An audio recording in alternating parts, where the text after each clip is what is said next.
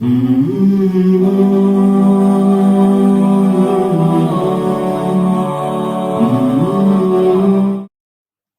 میں نے بار بار ایک مسئلہ بیان کرتا ہوں نا، آج کل کے اسکالر آج کل یہ کیکڑے مکڑے بھی کھانے کا بڑا رواج آ رہا ہے سوسائٹی میں. کیکڑا جو ہے نا آج کل لوگ کھا رہے ہیں، حنفی لوگ بھی کھا رہے ہیں. تو ہمارے ایک دوست تھے، مجھے انہوں نے بتایا کہ ایسا ایک یوٹیوبر ہے وہ کیکڑا کھا رہا تھا، تو میں نے اس کو منع کیا کہ کیکڑا کیوں کھا رہے ہو؟ تو اس نے کہا کہ بھائی وہ کیا دلیل ہے حرام ہونے کی؟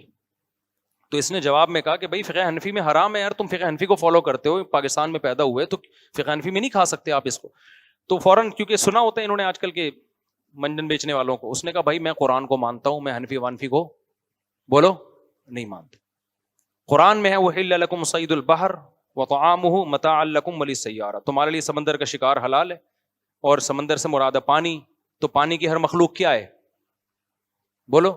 تبھی دریائی مخلوق، دریا کا جھینگا ہو یا سمندر کا جھینگا ہو، دریا کا کیکڑا ہو یا سمندر کا کیکڑا، سب کیا ہے حلال. تو وہ صاحب نے مجھے بتا رہے تھے، کہہ رہے میں تو خاموش ہو گیا. اب ظاہر ہے ابو حنیفہ کی رائے کو قرآن پہ تو ترجیح نہیں دی جا سکتی نا.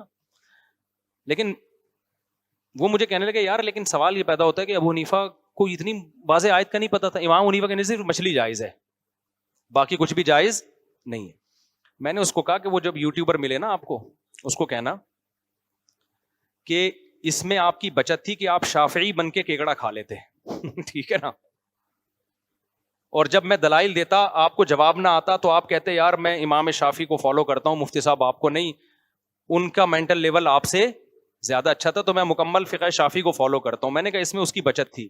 اب جب وہ آیا ہے نا قرآن پہ کہ میں قرآن کو مانتا ہوں اور قرآن سے دلیل دو، میں نے کہا یہ کیکڑا پھر بھی نہیں چھوڑے گا، لیکن میں دلیل اس کو دے دیتا ہوں، کیونکہ ان لوگوں کو مقصد ان کا قرآن و سنت کو فالو کرنا نہیں ہے. مقصد ہے کہ ہم اگر ابو حنیفہ کو فالو کر لیں گے نا تو ہماری ویلیو کم ہو جائے گی. لوگ کہیں گے یار تم تو مقلد ہو، تم کیا ہو محقق بنو محقق، تو ان کی ویلیو کم ہو جاتی ہے. پھر یہ جو منجن بیچ رہے ہوتے ہیں نا، 100 کیکڑے سے بھی محروم ہو جائیں گے، اور اوپر سے ایک مقلد کا تانا لگ جائے گا، جس کو آج کل تانا سمجھا جانے لگا ہے.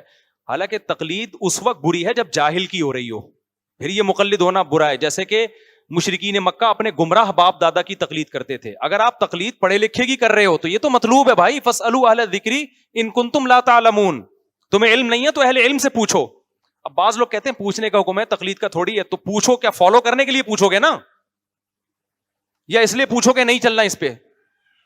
تو فالو کرنے ہی کو تو تقلید کہا جاتا ہے. خیر، تو میں نے اس سے کہا، میں نے کہا میرے بھائی پہلی بات تو قرآن کی جو آیت ہے نا یہ خاص سیاق و سباق ہے اس کا، یہ ہر قسم کے شکار کے بارے میں نہیں ہے. قرآن یہ کہہ رہا ہے کہ حالت حرم میں، احرام کی حالت میں خشکی کا شکار حرام ہے، سمندر کا کر سکتے ہو. تو یہ صرف یہ بتانے کے لیے کہ سمندر کا شکار اور اس کا کھانا مسافروں کے لیے حلال ہے. احرام کی پابندیاں اس سفر اور اس شکار پہ لاگو نہیں ہوتی. اس کا یہ مطلب نہیں ہے کہ ہر قسم کا شکار ہر وقت حلال ہے تمہارے لیے، کیونکہ اگلی آیت میں یہی ہے وَحُرِّمَ عَلَيْكُمُ الصَّيْدُ الْبَرِّ مَا دُمْتُمْ حُرُمًا، خشکی کا شکار احرام کی حالت میں تم پر حرام ہے. تو یہ احرام سے متعلق ہے.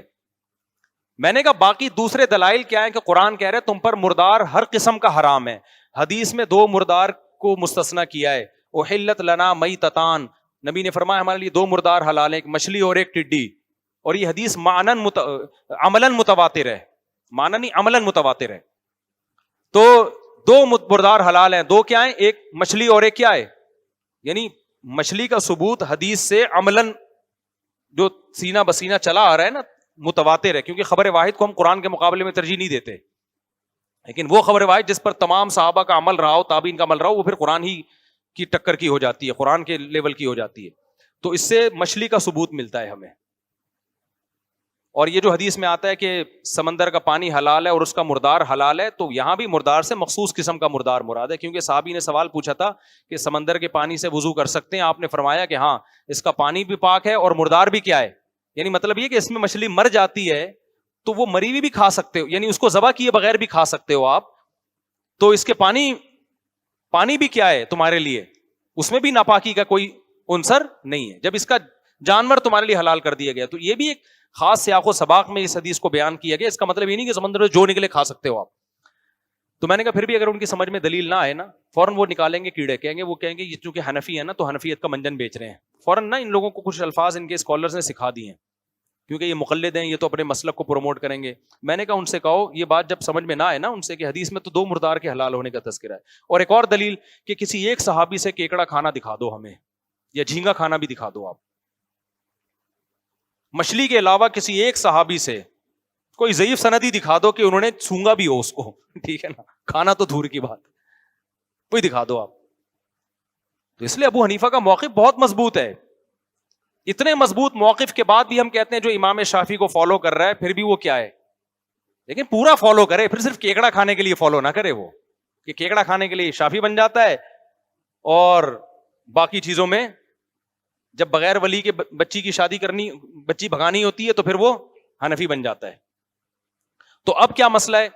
میں نے کہا اگر پھر بھی سمجھ میں نہ آئے نا تو ان سے کہیں کہ پھر ایسا کریں کہ مگرمچھ کے اور کیچوے کے انڈے کھانا شروع کر دیں. کچھوے کے، کیچوا نہیں، کچھوا، کیونکہ وہ بھی کیا ہے، پانی کی مخلوق. کچھوا جو پانی کا ہوتا ہے نا، ایک خشکی کا ہوتا ہے ایک پانی کا ہوتا ہے.